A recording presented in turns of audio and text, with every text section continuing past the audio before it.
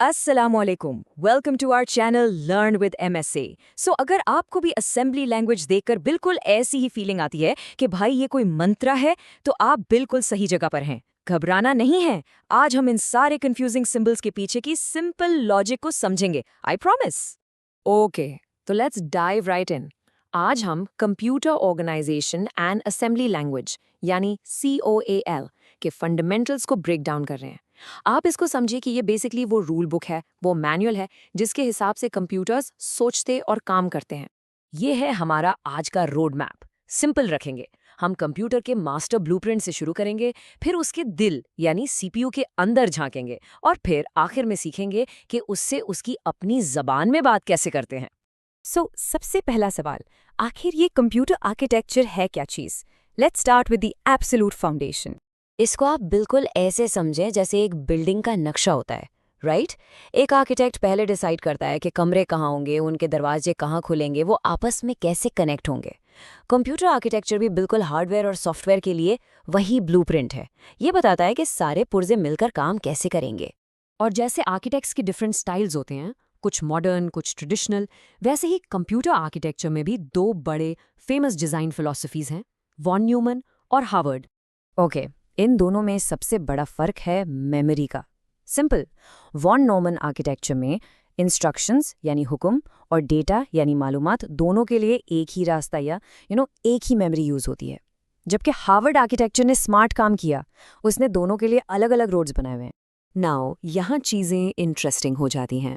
देखें, ये design choices सीधा स्पीड और कम्प्लेक्सिटी पे असर करती हैं।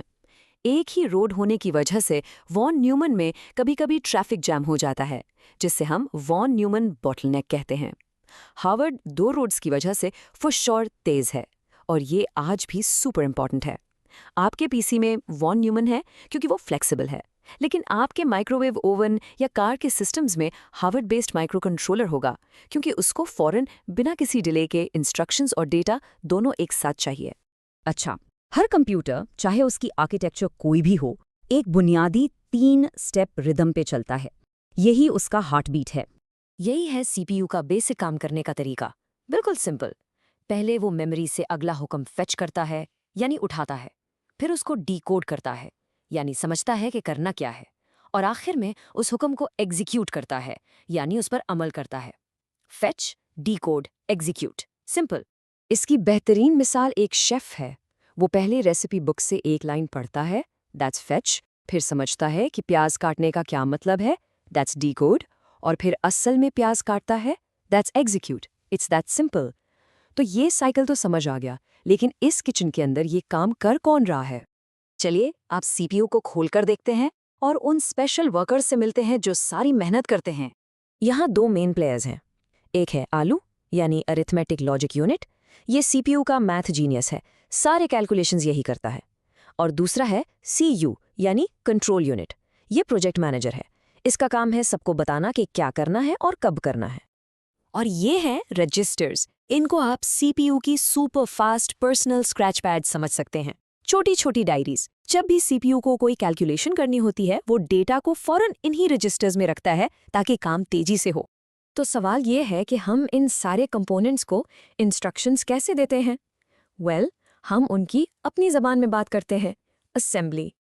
असेंबली लैंग्वेज कंप्यूटर की अपनी बाइनरी लैंग्वेज यानी जीरोज और वंस के सबसे करीब है, लेकिन इसमें इंग्लिश जैसे अल्फाज इस्तेमाल होते हैं ताकि हम इंसान इसे पढ़ भी सकें और समझ भी सकें।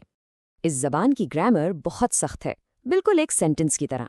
पहले एक वर्ब या कमांड होता है जिसे मेमोनिक कहते हैं, जैसे MOV या ADD। फिर आप बताते हैं कि ये वर्ब किस नाउन पर काम करेगा, जिसे ऑपरेंड्स कहते हैं। और आखिर में आप अपनी आसानी के लिए कमेंट भी लिख सकते हैं। यहाँ एक सिंपल सी मिसाल देखें। हम CPU को कह रहे हैं MOVEAX num1। इसका मतलब है नंबर 10 को उठाकर उसके EX रजिस्टर में रखो। फिर हम कहते हैं ADDEX num2, मतलब अब उस EX रजिस्टर में जो कुछ है उसमें नंबर 20 को जमा कर दो। सिंपल। फाइनल रिजल्ट जो कि 30 है, अब EX रजिस्टर के अंदर महफूज है। लेकिन एक मिनट, CPU को कैसे पता चलता है कि ऑपरेशन कामयाब हुआ या रिजल्ट 0 था या नेगेटिव? इसका जवाब है इन फ्लैग्स में। ये सीपीयू का फीडबैक सिस्टम है। इनको आप छोटे छोटे लाइट स्विचेस समझ लें जो हर कैलकुलेशन के बाद ऑन या ऑफ होकर स्टेटस बताते हैं। अगर रिजल्ट 0 है तो 0 फ्लैग ऑन हो जाएगा, अगर रिजल्ट नेगेटिव है तो साइन फ्लैग ऑन हो जाएगा। That's it. सोचिए, आपके सॉफ्टवेयर में हर इफ देन का फैसला, चाहे वो गेम में कैरेक्टर का जंप करना हो या लॉगिन स्क्रीन का ये बताना कि पासवर्ड इनकरेक्ट है, वो सब इन्हीं सिंपल फ्लैग्स को चेक करने से शुरू होता है। ये छोटे से स्विचेस ही सारी कॉम्प्लेक्स डिसीजन मेकिंग की बुनियाद है। अगर आपको ये एक्सप्लेनर पसंद आया और आपने इससे कुछ नया सीखा तो प्लीज़ हमारे चैनल लर्न विद एमएसए को ज़रूर सब्सक्राइब करें ताकि हम आपके लिए और ऐसी ही इन्फॉर्मेटिव वीडियोज़ लाते रहें।